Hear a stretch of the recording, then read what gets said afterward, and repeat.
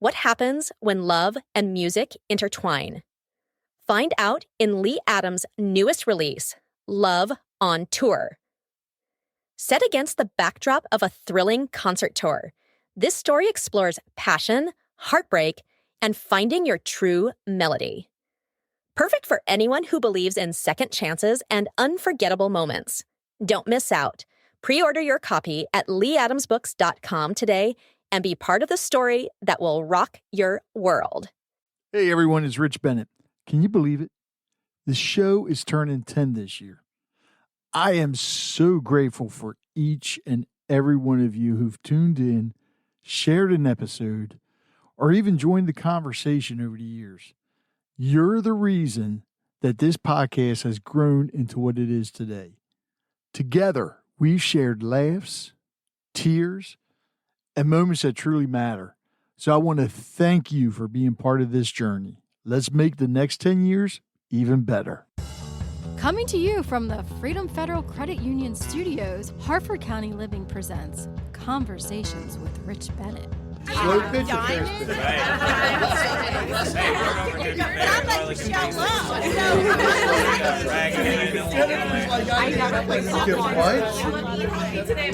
It's probably the least sexy part of organizing. That's okay. No. The truth is. Welcome to Conversations with Rich Bennett. Today, being the last Monday in May, our thoughts turn to a day of solemn remembrance, Memorial Day. It's a holiday many of us associate with barbecues, beach trips, and the unofficial start of summer. But beneath the celebratory facade lies a deeply meaningful purpose, one that we often overlook in our eagerness for a long weekend. So what is Memorial Day? It's not just another day off. It's a federal holiday in the United States for remembering and honoring military personnel who died while serving in the United States Armed Forces. The distinction is important. Veterans Day honors all who have served, while Memorial Day is specifically for those who made the ultimate sacrifice. So let's dive into its origins, because understanding where it came from helps us appreciate its true significance.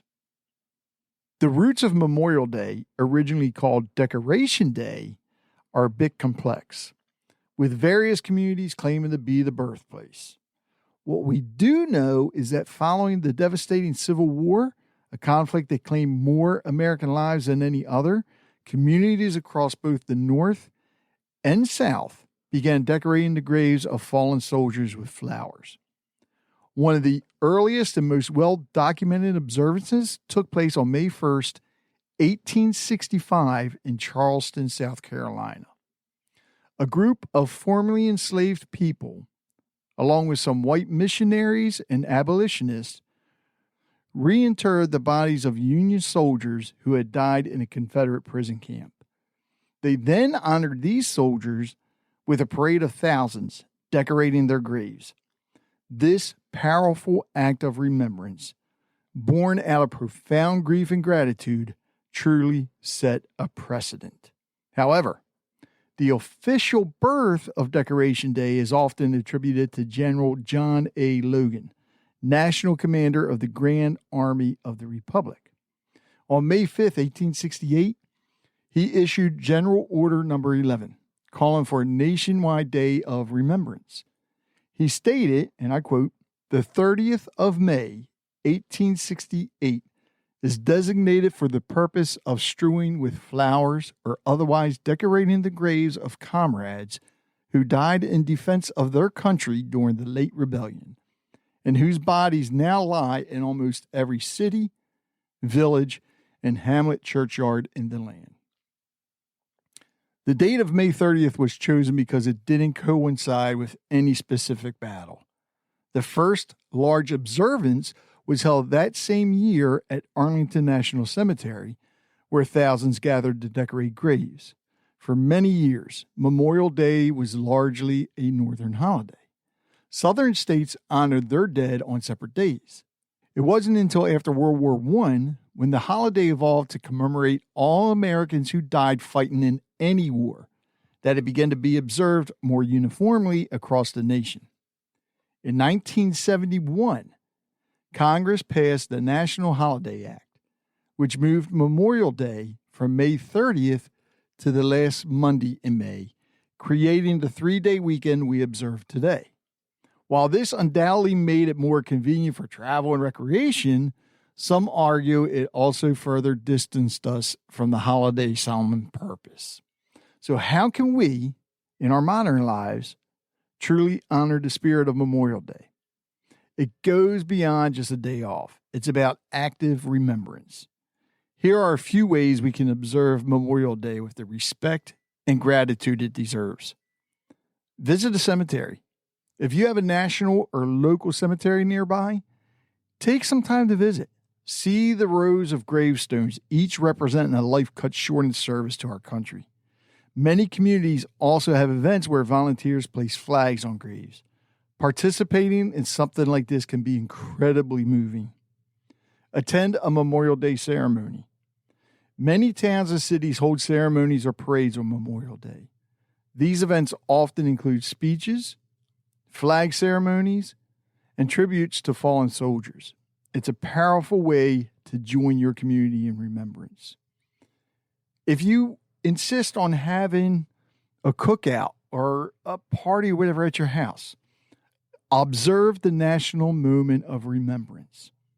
At 3:00 p.m. local time on Memorial Day, the national moment of remembrance encourages all Americans to pause for 1 minute of silence to remember those who have died in service. It's a simple act, but a profound one. Educate yourself and others. Take the time to learn more about the history of Memorial Day and the conflicts in which Americans have fought and died. Share this knowledge with your children, friends, and family. Understanding the sacrifices made helps us appreciate the freedoms we enjoy and support military families. While Memorial Day is about remembering the fallen, it's also a time to acknowledge the enduring pain of their families. Consider supporting organizations that assist Gold Star families, those who have lost a loved one in military service. And fly your flag respectfully. If you fly an American flag, if you can do this, remember to display it at half staff until noon on Memorial Day, then raise it to full staff until sunset. This tradition symbolizes the nation's mourning for its war dead during the morning, and then its resolve to continue the quest for peace in the afternoon. It's not about feeling guilty for enjoying the long weekend. Our fallen heroes fought for our freedoms. And enjoying those freedoms is, in a way, a testament to their sacrifice. But it is about finding a balance. It's about taking a moment, even just a few minutes, to pause, reflect, and acknowledge the immense cost of those freedoms. As we wrap up this episode, I want to leave you with a thought. Memorial Day is a reminder that freedom isn't free. It's been paid for with the lives of brave men and women throughout our history. Their sacrifices paved the way for the lives we lead today. So this Memorial Day, however you choose to spend it, I encourage you to take a moment to reflect, to remember, to honor, and to be grateful. Thank you for joining me. And if you found this episode meaningful, please consider sharing it with a friend or leaving us a review.